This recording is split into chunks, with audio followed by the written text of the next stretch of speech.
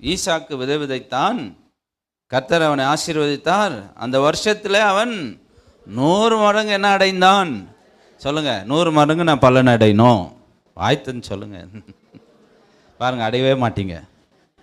இதை சொல்லும் போது எவ்வளோ சந்தோஷமா சொல்லணும், விசுவாசமா சொல்லணும். இன்னொரு மாட்டி என்ன அடையணும்? நல்லா ஒரு கம்பீரமாக 100 மடங்கு என்ன அடையணும்? வாயின் வார்த்தை தான் ரொம்ப முக்கியம். நான் பலன் அடைவேன். அது சாதாரண இல்லை. எத்தனை மடங்கு? எல்லாரும் பார்த்து என்ன பண்ணோம் பாருங்க. அதுக்கப்புறம் கிணறு தோன்றான், தடை செய்கிறாங்க. மறுபடியும் கிணறு தோன்றான், தடை செய்கிறாங்க. ஈசாக்கு உழைப்பாளி. நீங்கள் என்ன தடை செஞ்சாலும் நான் உழைப்பேன். 3வது முறை தடை செஞ்சிருந்தா கூட அவன் இன்னொரு கிணறு தோண்டி இருப்பான். காரணம் என்ன? அவனுக்கு இந்த தடையை பற்றி எல்லாம் பிரச்சனையே கிடையாது.